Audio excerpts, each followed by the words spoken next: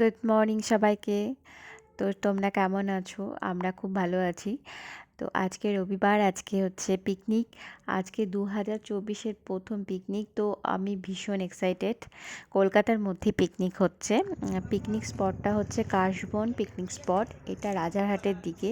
তোমরা কলকাতার মধ্যেই যারা পিকনিক করতে চাও, মানে দূরে কোথাও যাওয়ার সময় নেই এখন, মানুষের কর্মব্যস্ততা খুব বেশি, তো সময়ের খুব অভাব। তো কলকাতার মধ্যেই যারা তোমরা পিকনিক করতে চাও তারা কিন্তু এই স্পটটা বুক করতে পারো। এটা রাজারহাটের দিকে। রাজারহাট থেকে কিছুটা গিয়ে একটা ভেতর দিকে, এটা একটা ঘেরা এরিয়া। এটা মানে ভালো, তোমাদের পিকনিক স্পটটা দেখাচ্ছি দেখো। একটা বাগান বাড়ি টাইপের। তো এখানে তোমরা অনেক মানে জায়গাটা প্রচুর আছে, মানে শুধু অল্পজনই যে করতে পারবে শহরের মধ্যে বলে তা কিন্তু নয়। প্রচুর জন, মানে অনেকজন, মানে 400-500 জনেরও পিকনিক এখানে করা যেতে পারে।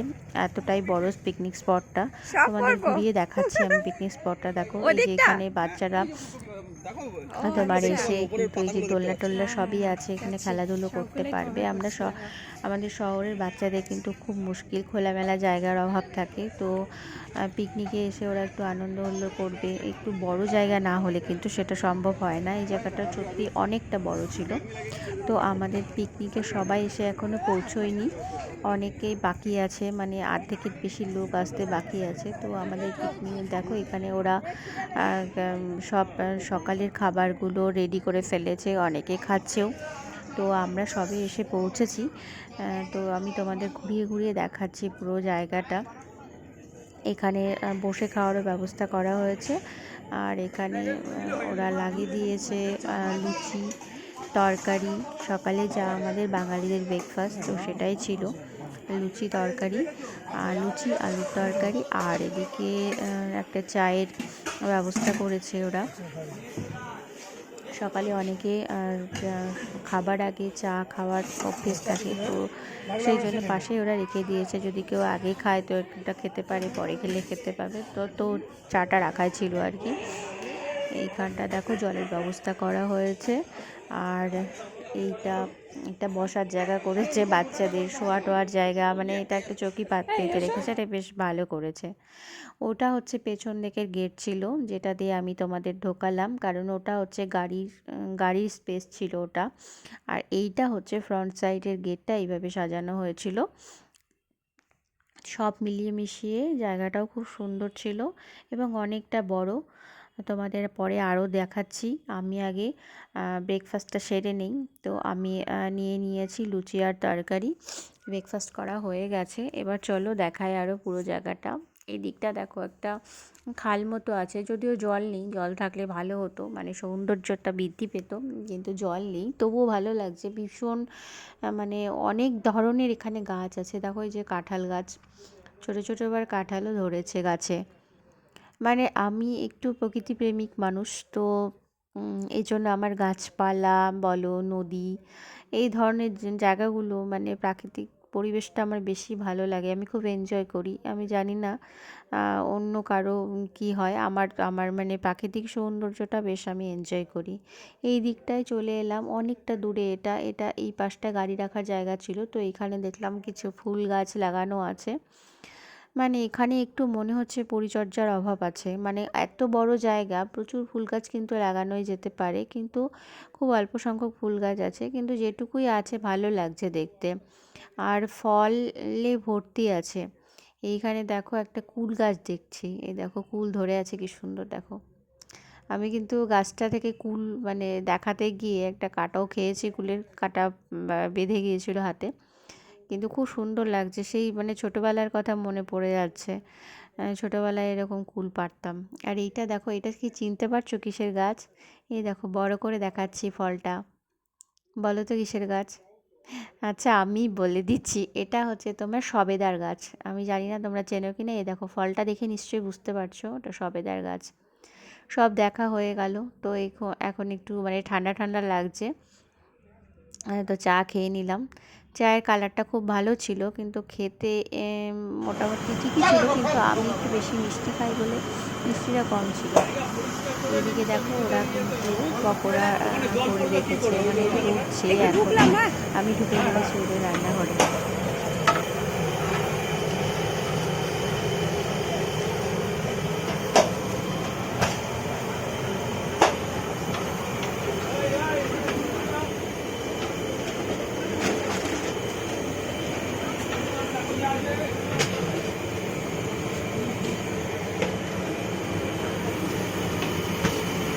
এটা কি হচ্ছে?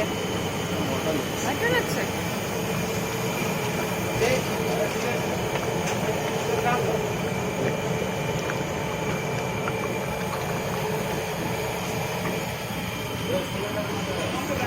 এদিকে বাচ্চাদের বিস্কুট দৌড় দেখো, খেলা শুরু হয়ে গেছে। এইটা কিন্তু দেখতে দারুণ লাগে, বাচ্চারা যখন খেলে তো সত্যি একটা আলাদা মানে খুব সুন্দর লাগে। দেখো কোনো কোনো বাচ্চা দাঁড়িয়ে ওখানে বিস্কুট খেতেও শুরু করে দিয়েছে, তাদের যে দৌড়তে হবে সেটাই কিন্তু মাথায় নেই, এত ছোট ছোট বাচ্চা সব। তারপরে এখানে খেলা হচ্ছে ছেলেদের, ওই উইকেটে হিট করার খেলা হচ্ছে এখানে, সেটা শুধু ছেলেদেরই খেলা। তারপরে এইদিকে ওরা লাগিয়ে দিয়েছে পকোড়া, এদিকে ছিল সব ভেজ পকোড়া, আর এটা ছিল চিকেন পকোড়া, তার সাথে ছিল চাটনি। তো আমি আমার হাজব্যান্ডের জন্য নিয়ে এলাম চিকেন পকোড়া। চিকেন পকোড়া খাবো না বেশি, কারণ লাঞ্চের টাইম হয়ে গেছে প্রায়, তো এটা খেলে আর খেতে পারবো না।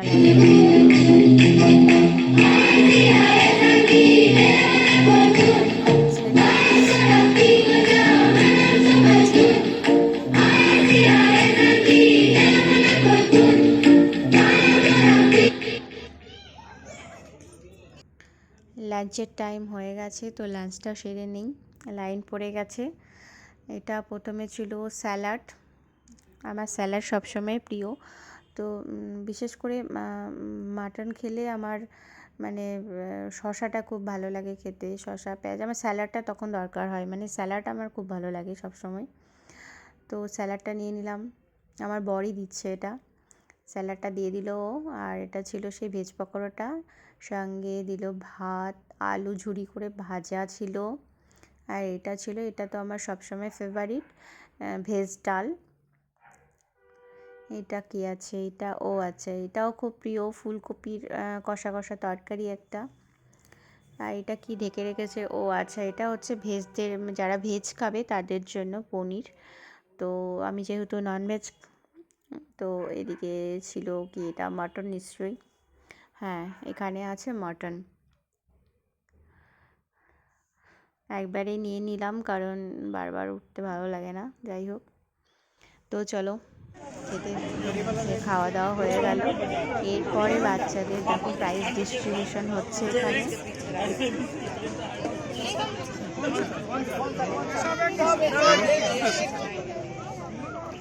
আপনি একটু येलो हो गया हो गया हो गया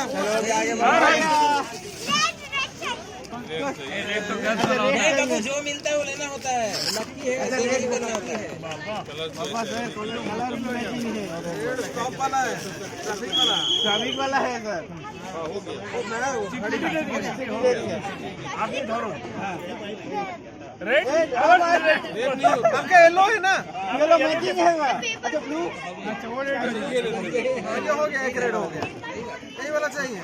एक दिन को बाद में रेड का डिमांड बढ़ा, यही दिक्कत होता है। एक किया তো চলো পিকনিক থেকে ফেরার পালা এখন।